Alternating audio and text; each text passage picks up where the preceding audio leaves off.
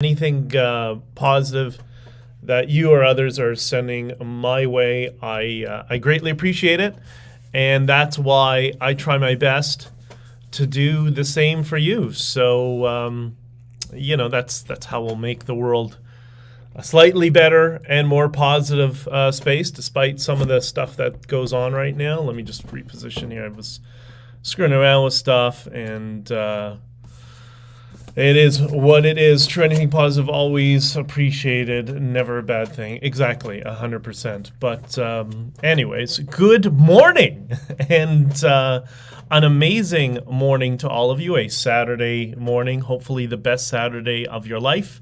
I'll do my best to try to help make that happen, although I know that's a tall order. But, if we all have each other and support each other and whatever, we'll do that. Hannah, good morning to you. If you're in Toronto, there is a protest today in protest. Yeah, I guess a protest about Bill C-18 and C-11 that's being hosted in Toronto. I'll post the details later on, but Salman and Dan and a whole bunch of people are working on that. That's important, especially right now, given what's gone on in the world.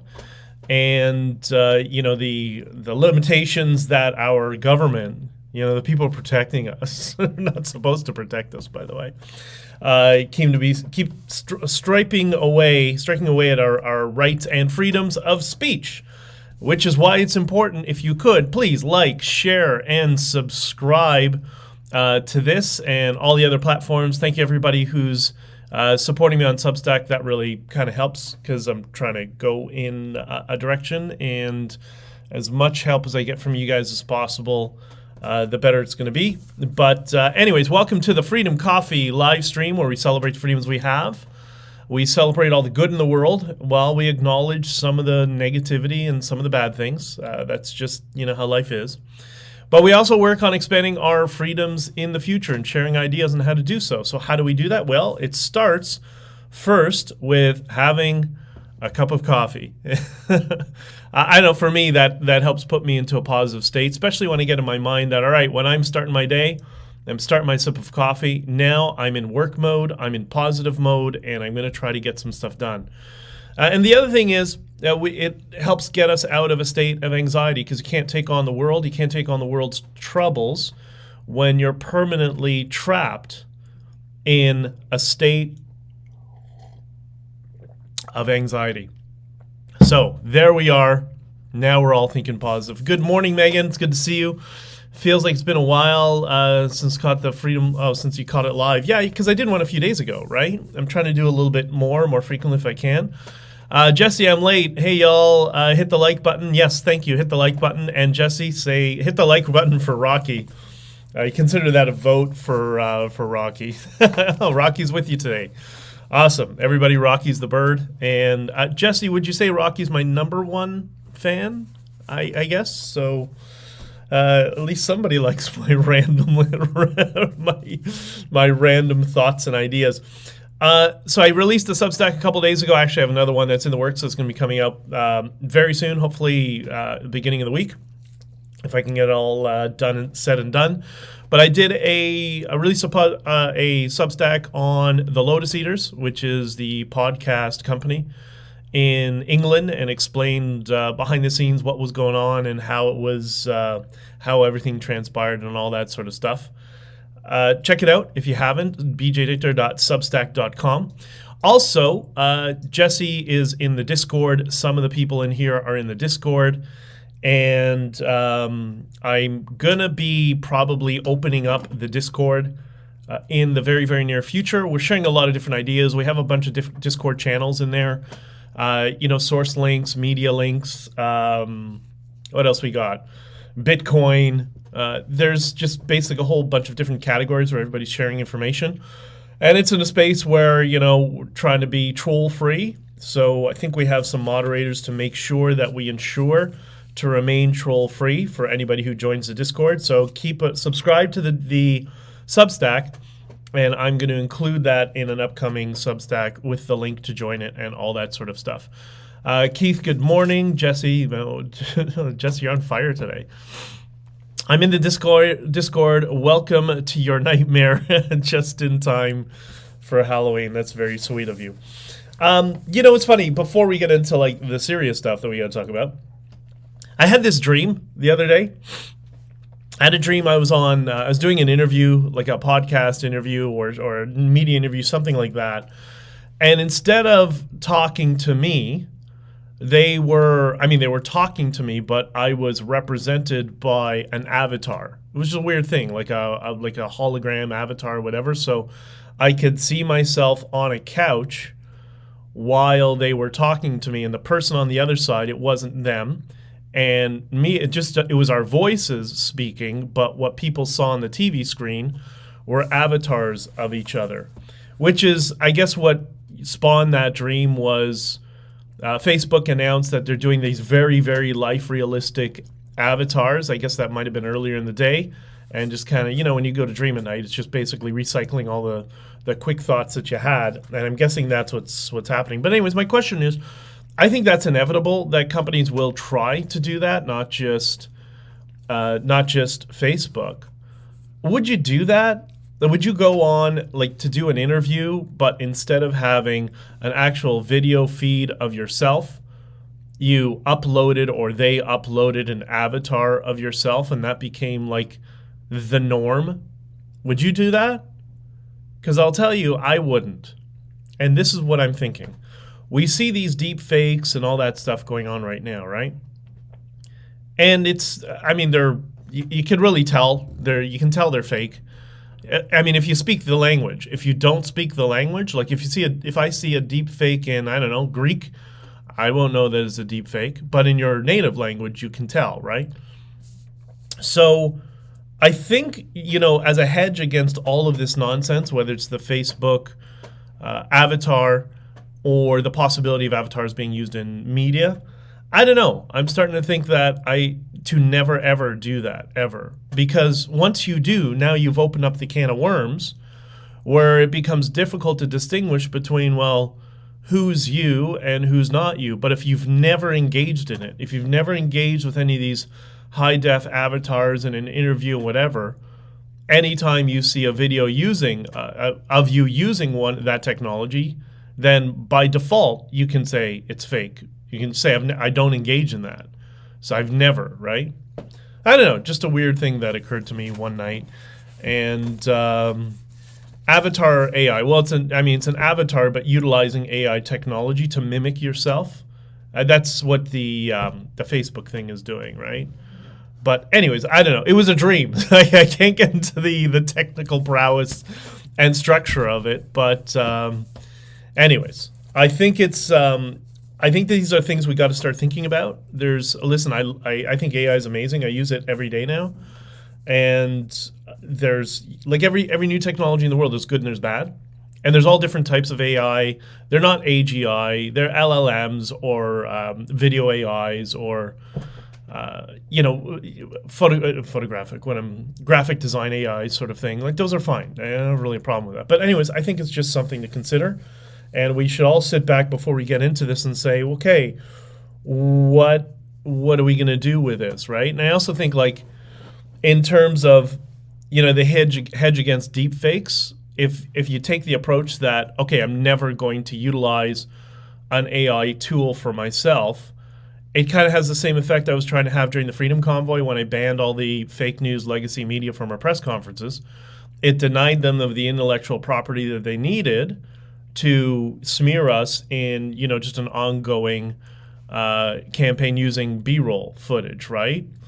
And I think it's the same thing. It might protect you against any sort of, defamation from media or other sources and other stuff.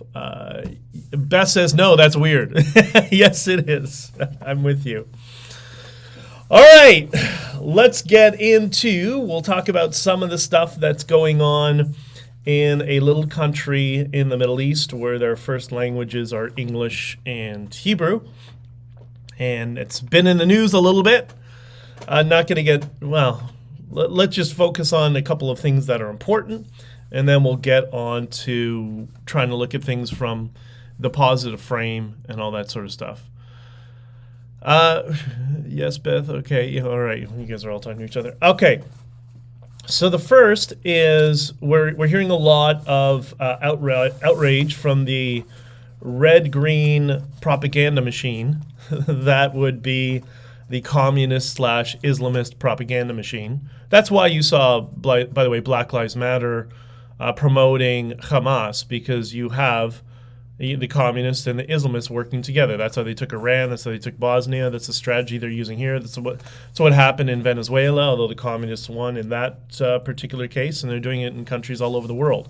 So it's good now that people are at least starting to become aware of what many of us have been trying to warn people about for, I don't know, 5, 6, 7 years. So at least people are now starting to it's not that they're not wake up, it's just starting to kind of impact and get on their radar. Now they're starting to see it. So a lot has been made up of from the propaganda wing of the Ikhwan. By the way, Ikhwan is the term for Muslim Brotherhood. So you're Hamas, you're Ikhwan, you're Muslim Brotherhood, you're Ikhwan, you're Jamaat Islami, you're Ikhwan. They're all the Ikhwan. They're all a bunch of fucking inbred fucknuts is what they are. That's why inbreeding is bad. You inbreed, you end up with Hamas and the Muslim Brotherhood, right? Anyways, so what they're trying to turn into, it's always trying to spin narrative against Westerners who are well-meaning Christian beliefs in terms of being good onto mankind and all that sort of stuff, which they try to exploit. And what they're trying to exploit now is the borders in Gaza, the water, the electricity, all that sort of stuff. Oh, it's terrible. And then listen, yeah, if I was there, I'd think it's pretty crappy as well. But there's a few more things to consider. First is, and I like this point that was brought up yesterday. At least people are talking about some of these things. So the borders are being sealed by Egypt. So Egypt won't let them in either. Egypt also doesn't want any of this nonsense. The electricity's been cut off and the water's been cut off. So the first question is, why don't they have water? Why don't they have their own desalinization? The technology was invented by the Israelis, used on every cruise ship in the world. You're right on the sea. You're on the coast, on the sea. Why don't you have desalinization plants? I think it's because they've taken all the tens of billions of dollars or hundreds of billions of dollars that have been pumped in to that region, and they've used it to kill people. Right? Well, if you use your infrastructure money for things like, I don't know, building tunnels and buying rockets versus building desalinization, yeah, you're not going to have water. So for every rocket you're seeing, the Karshutim that's flying out of Israel, I don't know, how much are those things worth? 15,000? 100,000? 200,000 each?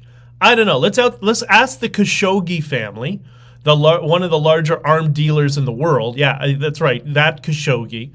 How much do they charge on the black market for smuggling rockets like Karshutim into places like Gaza? I'm just curious, right? What's the value? So every rocket you see going up, that could have been money for a desalinization plant, and now they don't have water.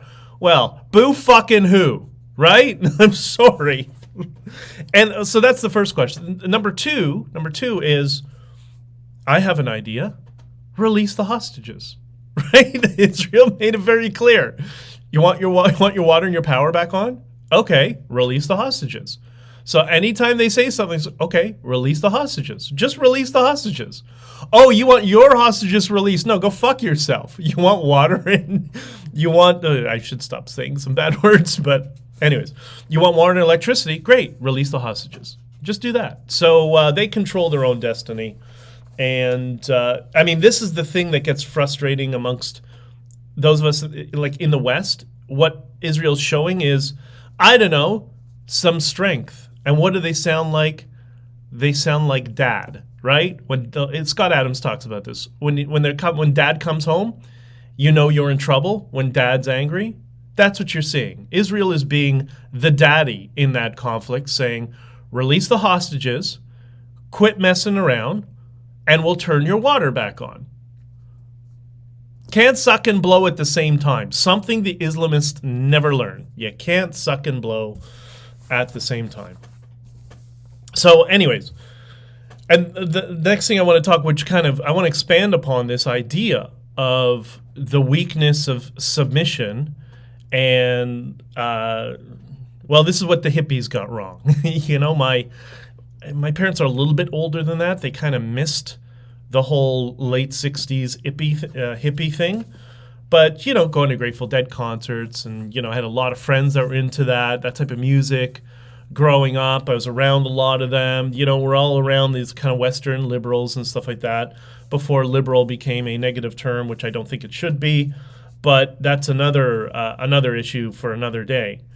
But what did the hippies get wrong? What did the flower movement get wrong? All that sort of stuff. Because every philosophy and every, you know, world framework gets things wrong. There's no philosophy that's always correct. Well, I think what they got wrong is, what they get right is the whole framing of being peaceful and being loving, which is what I tried to capitalize on for the Freedom Convoy, because that is important.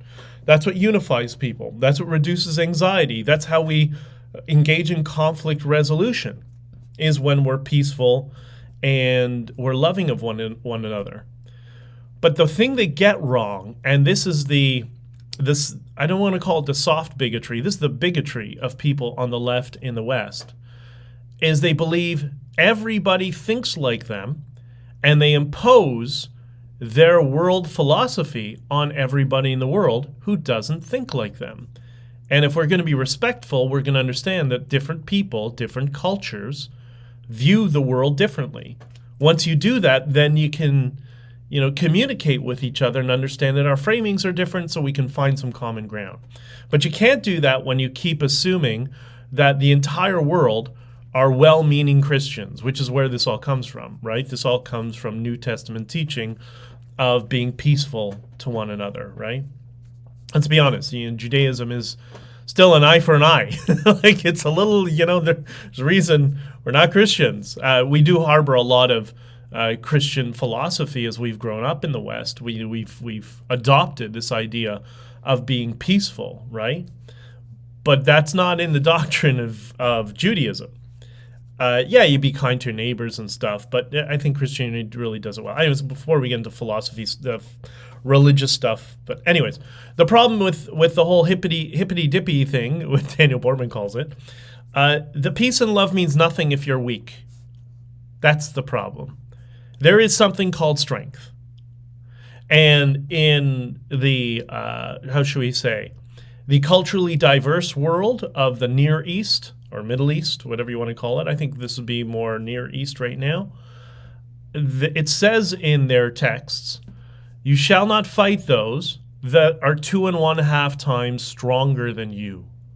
So every time people in the West say, oh, well, let's just negotiate and let's get peace and whatever, all they see is weakness and cowardice. And they push because the only thing they the primary thing they respond to and respect is strength. But the West is focused on submission and weakness. And that's why this cancer grows all over the West, because we do nothing but show weakness.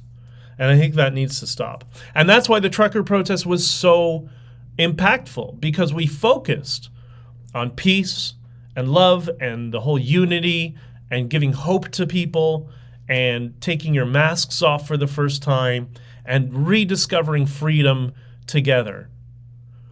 But, like on the cover of my book, this one here, honkingforfreedom.com, you have your primary message here, which is the people coming together. But you know what you have in the back? You have the weapon, right? A big imposing truck, which says, don't fuck with us, right? That's what that means. So you can't have the peace and love and getting together and supporting with each other if you don't have also at the same time the threat of strength and some sort of reprisal if we don't come together around peace, right? So that's what the hippies get wrong. Okay, the other thing is I watched an amazing, when I was going to sleep last night, a guy from Israel was doing a whole, breakdown. He's not right wing. He's not a political party. So he actually does not like the government that's in power. Well, okay, fine. In Israel, I don't get into Israeli politics. It's too confusing. There's, I don't know, 160 political parties or something like that. It's a little ridiculous. But, he talks about, he explains a lot of the circumstances around what it's been like there growing up. And, I tried to show all of you in the Freedom Convoy that the media is fake because it's been fake my entire life. I know that growing up around this issue, that the CBC and the Toronto Star have been full of shit my entire life. When people are like, oh, the CBC used to be credible. No, it was never credible. It was never. In my life, it was never credible. And by these particular issues are really what exposed them, right? Yes. On who is that? That's BBTZ or T2. It's hard to see with the screen, but thank you for typing. Says it's all about freedom. Yes, it is all about freedom. And so on this particular issue, with getting back to the Israel thing, all the things that get omitted, this is the strategy of lies by omission in the fake news. You've had it for 40 years, maybe 50 years, but at least, during my lifetime. That's why nobody understands this issue. This is why so many Canadians are so easily brainwashed into siding with the very people that would behead you in a heartbeat if they could. And you saw that on video in Israel. Those are kafir, just like you are. Same thing, right? So in a couple of, I responded to somebody with this. This is a lot of the context that's always missing from people in the Middle East. And there's so many examples like this, so many, but I'm just going to give you this one because it's clear and concise, and I think it's easy to digest for people who are just, when people are not aware of everything going on. Jesse says, I remember my grandfather yelling at the TV news and telling them they were full of shit, and that was in the early 70s. Yes, 100. Well, I mean, the whole postmodern wave really started in the 60s, right? So that's when it really grabbed hold. All CBC was good for was Hockey Night in Canada. Well, yeah, I can 100%. That's a very good point. All right. So the region that's how should we say the hotspot right now is Gaza, and what most people in the West, especially the liberal left, don't understand, or they want to ignore it. I don't know, or they're just completely brainwashed and subverted, which is why I talk about persuasion here, and we'll get to that in a little bit. And that is this: in 2005. After a couple of years of very heated debate in Israel and people being removed from their homes, Israel handed over the Gaza Strip to the non-Israeli Arabs. I'm not using the P word anymore because it's a misnomer. So in 2005, they handed over Gaza to the non-Israeli Arabs, which is who those are the Gazans, right? That's in 2005. In 2006, they elected a Muslim Brotherhood militia called Hamas, and since then the rockets never stopped, right? This was the opportunity for all the other factions, all the other inbred half-wits in the Near East to start arming these people to fire rockets, they call them karshutim, into Israel, and it never stopped. Okay, so the Muslim Brotherhood militia that was elected, known as Hamas, it's very important to understand this. I think it was Hassan al-Banna who said this. He was the founder of the Muslim Brotherhood in the 20s. Fucking crazy, Salafist, whatever. Some lunatic. But he was more measured. He wasn't quite as crazy as Said Qutb. He was the violent one. But anyways, they decided their strategy is going to be one election, one time. Right? One election, one time. This is what you see them getting. This is why many of us are screaming about these people getting involved in our political parties behind the scenes. Liberal Party, Conservative Party, NDP, PPC, all of them. All of them are suffering from political entryism, from these foreign extremist groups, right? And funded with NGOs, by NGOs. So the Muslim Brotherhood militia, aka Hamas, were elected in 2006. When do you think they were re-elected? Take a guess. Take a guess. Jesse, what do you think? You're pretty good at this stuff. Well, I'll tell you. No, you have to follow the... Yes, Keith, 100%. I'll get to that in a second. So they were elected in 2006, and they are now... They have a 4-year term. So the Muslim Brotherhood militia, Hamas, had a mandate for 4 years, and they've been in power for 17 years. 17 years. 17 years into a 4-year term. That's right, Keith, never. Never went for re-election. Why? One election, one time. That's the strategy. And that's the strategy they're trying to do here as well. All of this, while the targeting of the Jews accelerated over the decades, this is also why you see all this anti-Semitic rhetoric, which is, I hate, the word gets overused, especially by the lefties. It's really frustrating. But just kind of, whatever, the nonsense. And this is why useful idiots like Fed McKenzie launder terrorist messaging like political pawns. They're being used, right? Those are the people who recycle, the Jewish conspiracies and whatever. Like, look, I'm Jewish, also adopted, and I'm really secular, really, really secular. Am I part of some, global cabal? Like, no, I'm just, it's just so frustrating. It's so frustrating that there are people that stupid that launder the opinions of the extremists that are trying to destroy the West, and do so while holding up a badge saying, oh, hey, I served in the army. Well, you're destroying your country now, you fuckwit. But anyways, so it's very, very important to understand that this is how it all operates. This is some of the context, and this is just one kernel. I could be here for hours and days, but we don't want to talk about Israeli politics on this stream forever.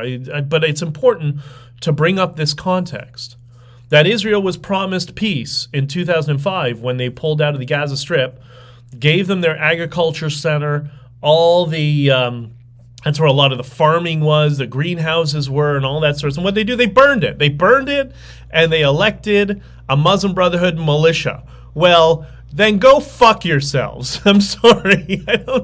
I'm not advocating for collective punishment. But you know what? Sometimes one has to speak up within their own society, like we did in Ottawa. How many people in Gaza have been reporting the militias and leaking intelligence to the rest of the world to help overthrow, leading an uprising and all that sort of stuff? I mean, you see these videos. There's 2 million people, 1 million are kids. And what are the kids learning? What are the kids being brainwashed with? Do you think they're learning to be peaceful to your neighbor and respect them, and we'll build an economy together, we'll build a better world together? Do you think that's what they're learning? Or do you think maybe they're learning something else, which has resulted in this invasion of Israel and some of the barbarism from the last 1,400 years, just like the old days, right? Anyways, it's really frustrating. All right, so I think this is a little bit more negativity. We're going to get out of this. We'll get out of the anxiety in a minute. But it's important we understand the context of what's going on behind the scenes, because the fake news is not going to tell you this. They're completely bought off by the Red-Green Alliance. So it's not just Soros, it's the Red-Green Alliance that's doing this. It's these NGOs that threaten journalists who report on this and engage in lawfare harassment against anybody who talks and reports on this.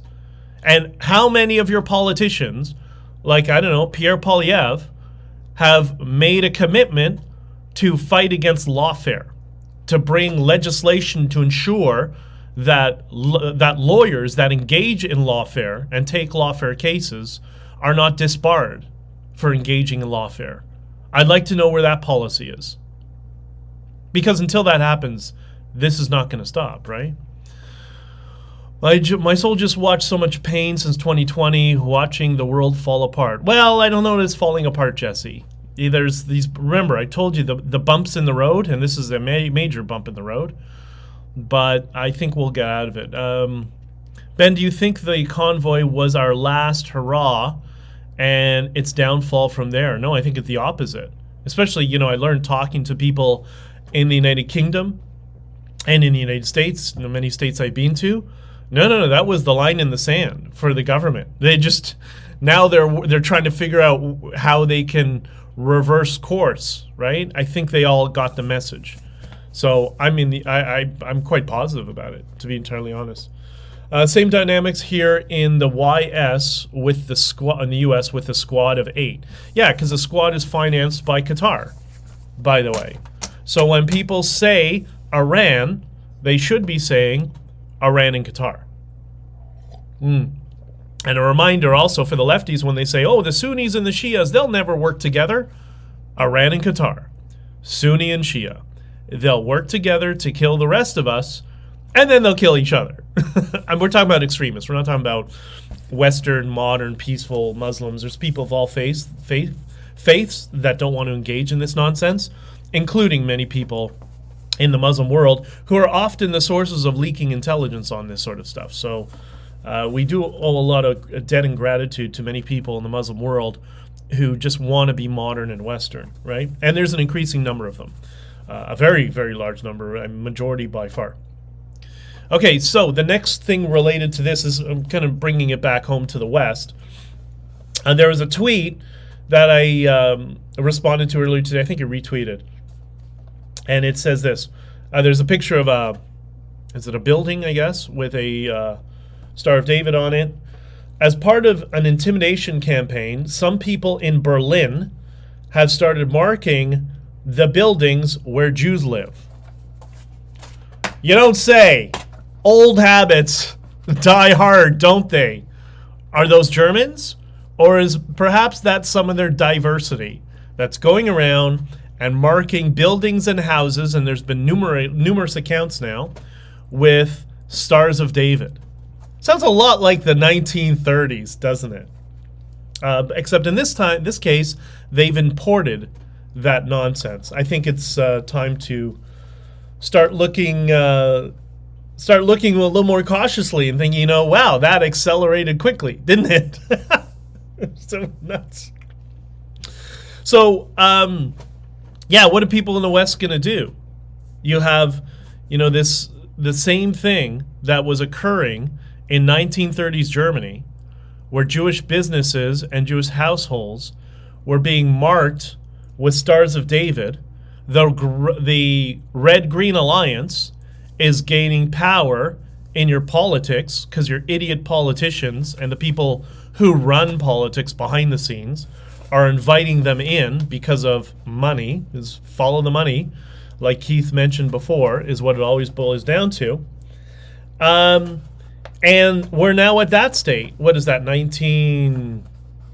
31 maybe is when you saw that in Germany? I think there's cause for concern for all of us, but I do have a little bit of hope, and this is where we'll get into a little bit of the positive stuff. Back then, it was a very different world, as we know. We didn't have instant telecommunications around the world.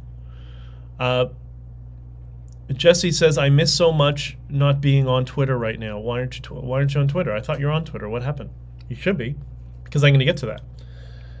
Now we have instant communication around the world like that. So while it might have been difficult to advocate and push the needle back towards sanity in the past, now we all have the world at our fingertips through the internet and our computer and our smartphone or whatever it is, whatever social media platform that you have access to. So do what I do. Speak up.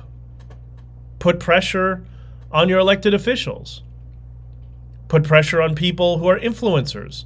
Don't let people get away with this sort of nonsense. And this is the most I think important feature of Twitter's right now, Jesse, which is why you need to be there. And Jesse, you need to put a picture because that helps.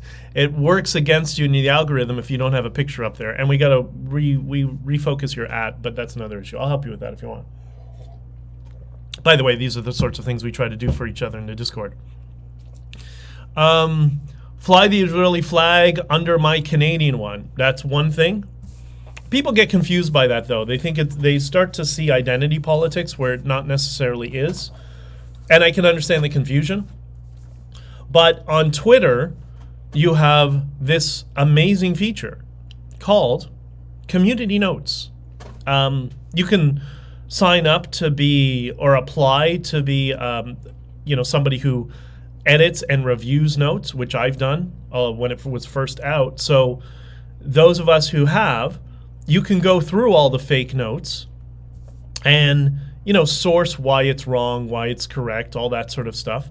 Some stuff I disagree with, but not disagree with. Some stuff is not, I'm going to put it this way. Often you'll see opinions being laundered as fact, and it's completely false. And there's a requirement, I think, in just basic Discord, if you're going to get into some nuance, like with this 2005 withdrawal from Gaza, that Israel completely removed itself from Gaza, which, by the way, that is Israeli territory, but they left. I could just cite why what they're saying is wrong, and I can cite it in a community note, and I can link to the source, which explains it. Perfect. So it's not just about using Twitter. Uh-oh, my brother's going to call me in a second, and he will, hold on one second. He's going to call me in a second, and it's going to completely disrupt it's going to break my, what's it called? All right, I just got to set this up. Sorry, long story. It's happened a few times. So last time the audio was cut off, it's because somebody called me, and anyways, whatever. So utilizing community notes is such a powerful tool. So now you don't just have, the propaganda from both sides. There's always propaganda. Propaganda or public relations or just information. It's always going to be out there. But you have the ability to show why it's a lie and input your source material to explain why it's a lie. So this is perfect. So I think this is a tool that's going to become very, very valuable over the future.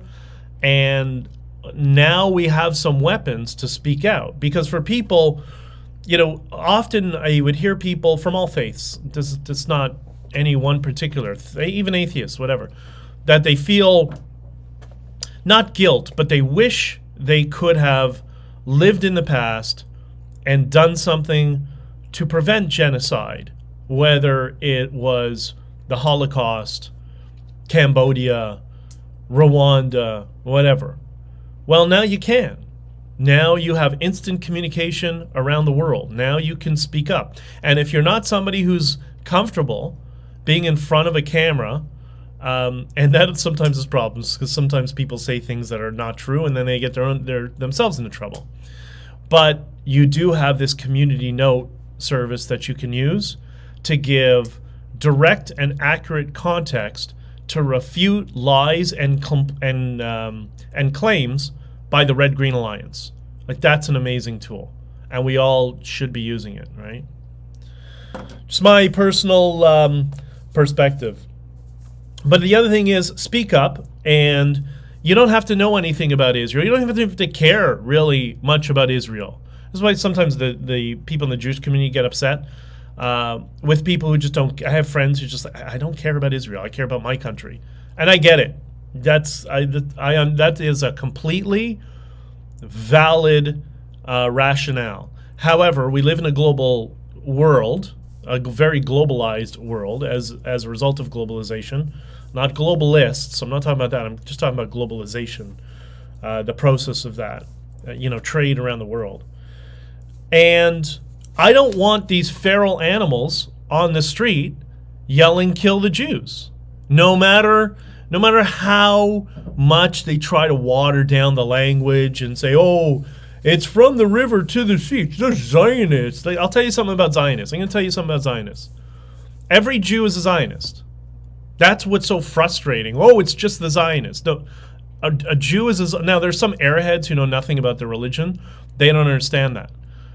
But that is the whole the foundation of the religion Judaism. There's a book about it. It's called Exodus. It's one of the 5 books of the Old Testament. The whole purpose of that book was the establishment of, they wouldn't refer to it as a state. You know, it was back then the world was governed by empires. Up until the last 150 years, the world was governed by empires, starting with the Sumerians and the Akkadians. But it was the empire of Israel that was supposed to be in that area, in that region. That is the whole purpose of Exodus, right? So the whole essence of what Judaism was supposed to be, a monotheistic religion tied to that region. Judaism is Zionism. It's so frustrating. Zionism is a modern, branding of what it is, right? Because at that time, Palestine, which was under British rule, which it was named by the Romans and the British re-established it. The Palestinians are the Jews. That's who took it. And when Israel established its state right, when it created the state, when it fought its war of independence, which they did, the Israelis adopted Israel, which it was originally called thousands of years ago in Exodus. 600 times they refer to Israel. In all the prayers, they mention Israel. Israel is like Israel, right? In Hebrew. Israel in Aramaic and Hebrew. What does that go back to? 3000 BC? No, maybe that's Sumerian. 2500 BC? I mean, this is not new. The world didn't start in the 1960s, which is so frustrating that people in the West get so brainwashed by this stuff. It's really frustrating. But anyways, I think it's fair to say that regardless what your opinions of Israel are, or if your understanding of Israel, or that you even care, I mean, you should care because this is going to be on your back door as we're bringing millions of diversity, all from the Middle East, by the way. They all, it's not like we're bringing in, boatloads of Latinos. Even, somebody in Mexico who's pretty significant in Mexico that was telling me recently, on a plane that they were on, all the migrants were Middle Eastern, crossing the border, Middle Eastern. Now, listen, I spent a lot of time in Mexico. I didn't see a lot of Arabic being spoken in Mexico, but all of a sudden, we're getting a lot of people from the Middle East that share the same demographic as the Sea people invading England. Same demographic, speaking Arabic. What's going on? The Red Green Alliance and their NGOs who are lobbying/bribing your politicians. And there's a number of your politicians who are involved in human trafficking and profiting massively from it. So, anyways, the point is, fight the woke supremacists, the Red Green Alliance, or the woke/Islamists. Fight them online and use community notes to do it. I have a lot of hope for X/Twitter. I know some people who are frustrated, who've been posting some really stupid crap. Like, why do they give these left-wing organizations everything they need to? It's frustrating. But anyways, I'll talk about that another time. All of this is to say, we've seen a lot of hurt this week. And censorship is bullshit, 100%. I agree. However, there's also, censorship is just bullshit. At the same time, I had a conversation with a friend of mine yesterday. He's posting this, just like the stupidest stuff. He doesn't understand. He doesn't know what's happening in Israel. He doesn't understand it, right? So, I kind of give him a pass, and I'm like, dude, I'll explain it to you. Just call me and ask me. But anyways, it's doing this moral equivalency, groupthink, it's the collectivization. So they put a meme up. I'm like, dude, all you're doing is giving the ADL everything they need to attack Elon Musk and Twitter. And you know the EU is already on his ass. Why are you helping the ADL? All of us, the many of us in the Jewish community who think the ADL is problematic, we're trying to fight that fight, and then you go along and do that and give them all the ammunition they need. And he's like, oh, I didn't realize it. So you got to be careful, kind of. Anyways, whatever. But yes, censorship is bullshit, because when we censor, we also censor our ability to respond to stupidity. Because, as they say, sunlight is best disinfected. Okay, let me move on. So, where's the good news in all of this? Is there good news? Well, for Israel right now, there's not going to be good news.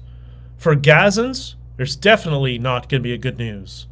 I would suggest to people in Gaza that you figure out a way to leak as much intelligence to the Israeli military as possible and abandon supporting this militia that is going to get you all killed and Gaza turned into glass.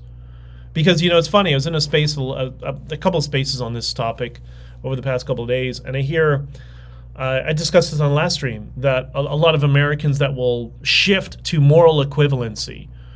Oh, there's two sides on every story and whatever, and I'm like, listen, all of you, Democrat, Republican, Independent, doesn't matter. If Canada had done this to the United States, or Mexico had done this to the United States, you would want Canada be turned into glass. Don't lie to yourselves. I know how violent your culture can be. Like all cultures, that's the strength I discussed. And so perhaps we should apply the same standards to other places in the world based on our behavior. It's just human instinct. I might not like what you say, but it's your right to say it. And it's my right, agreed, Keith, and it's my or our right to either ignore it or respond, right? So, yeah. All right.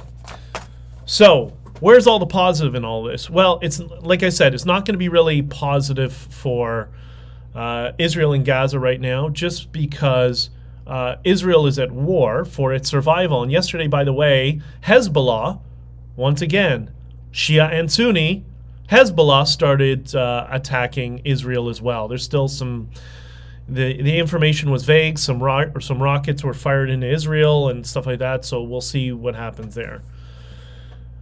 But we can't. It's difficult to engage in this stuff online when you're in this state of anxiety. So one thing is we need to learn to be able to turn it off.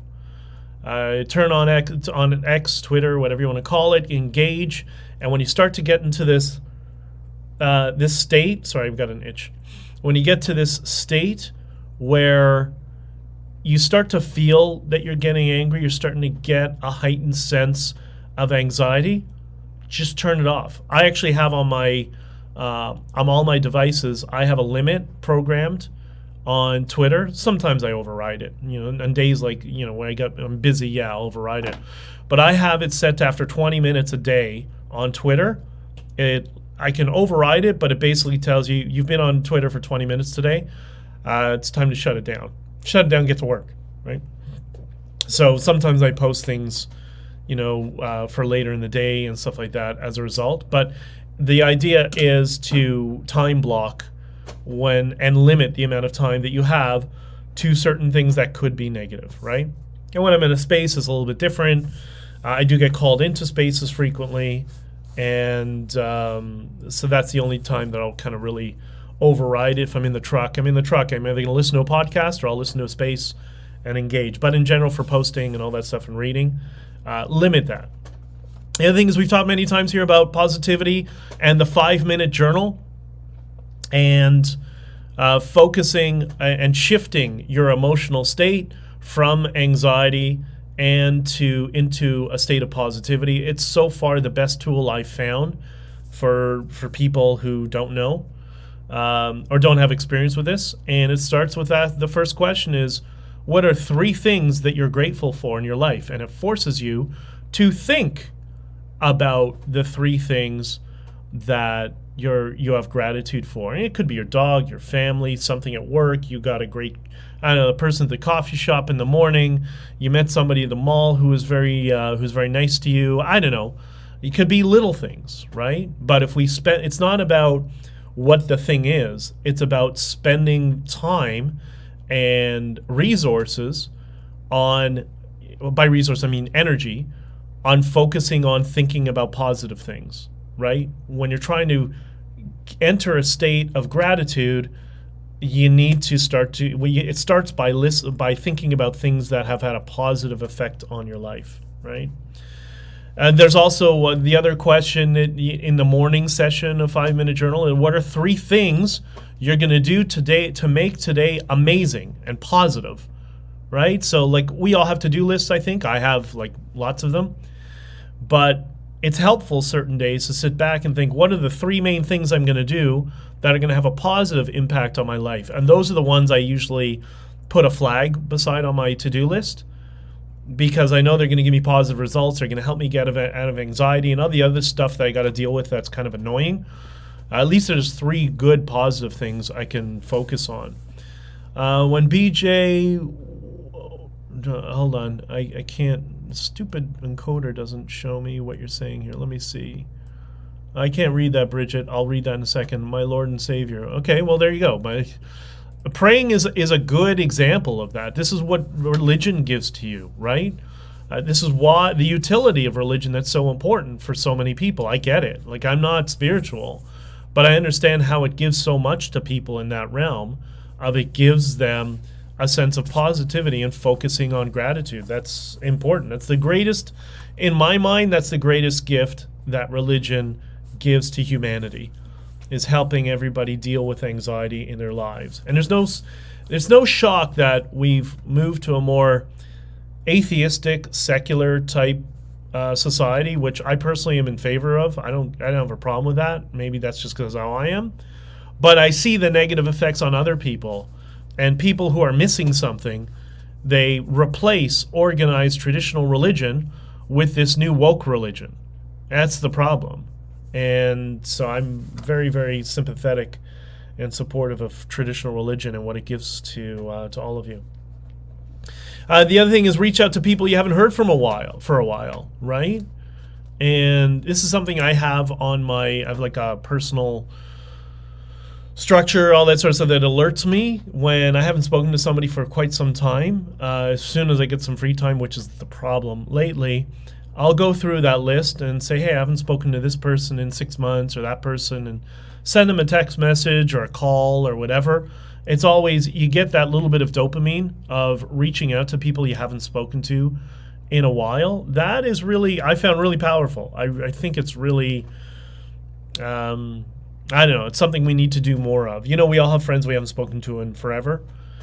Try to figure out a system where you're going to be encouraged to randomly reach out to people you haven't spoken to in a while. Oh, there's one other thing, the 5 Minute Journal. Here, I'll show you something, one thing.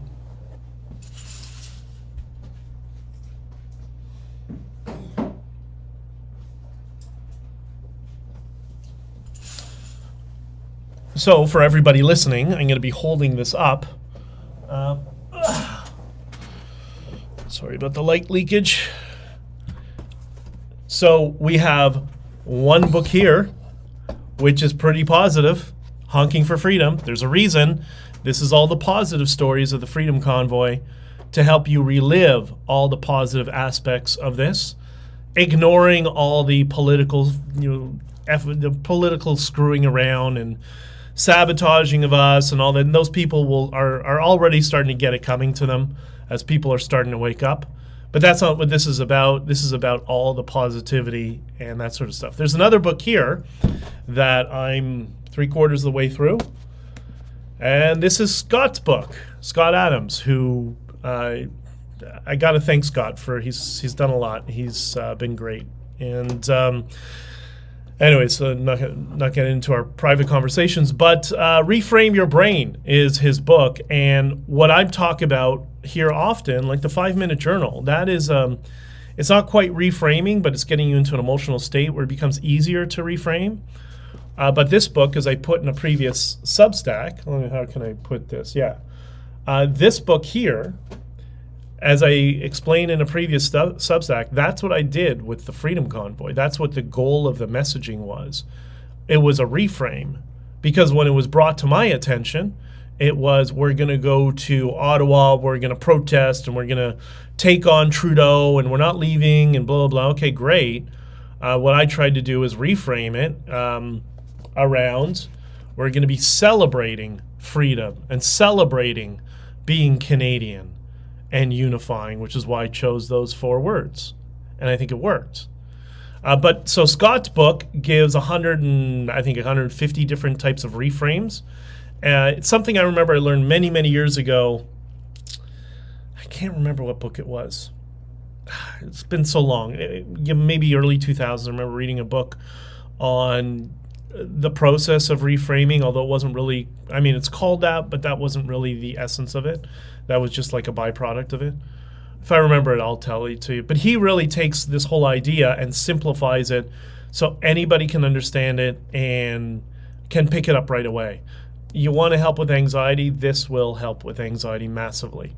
So those 2 books, Honking for Freedom and Reframe Your Brain. Maybe Christmas gifts this year. I don't know. Nudge, nudge, wink, wink. Anyways. But it's important to all of this stuff, like what I see, what's going on in Israel. You know, you see these videos. Some of them are really quite negative and disturbing. And it's upsetting to go back to the 6th century and see the same sort of barbarism and bullshit that these feral animals engage in, that they haven't learned. They continue this nonsense. And it's coming from, I'm sorry, it's coming from a subsect of one culture. That's the reality. You don't like it? Fuck off. That's the reality. So it causes us a lot of anxiety. There's no question. But this is it's not going to go away anytime soon. This is the culture war that's going to go on for quite some time. You know, Imam Tawhidi and I were talking about this quite a while ago.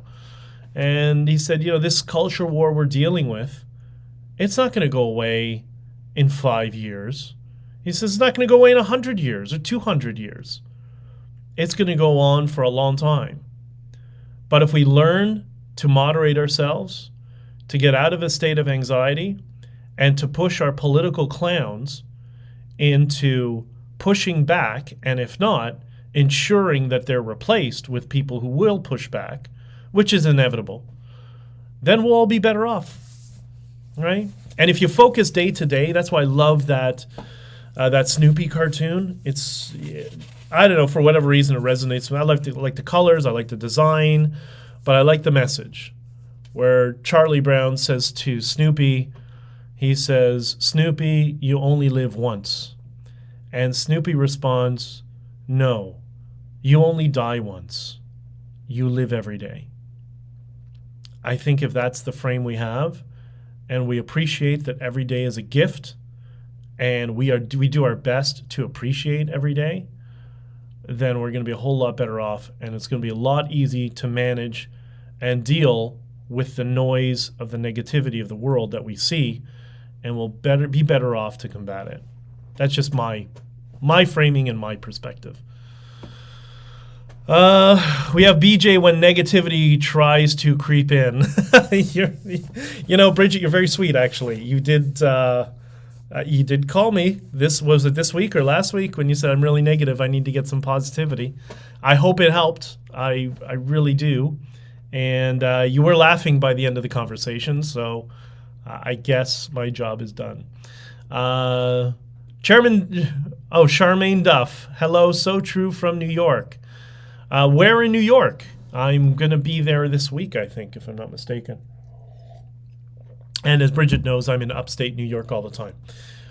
Beth says, I agree with Bridget. We have BJ for a dose of positivity when the negativity creeps in. Well, thank you, Beth. I appreciate it. And that's also why I'm going to try and open up the Discord. It's been a really positive space, and we didn't want to open it up too much to get trolls in. So I need a couple of people to moderate. We have a couple already. And the idea is not to moderate opinions. The idea is to moderate aggressiveness, tone, trolls, and all that sort of stuff. And that's not anti-free speech. People are free to say whatever they want, but they're just not going to do it in my living room. All right, so that's it to the audio one. I think that's about it for now. I hope that helps all of you. And I'm sorry to bring up this negative stuff around Israel, but you can't ignore it. It's important, and it's important to have accurate context of what's going on.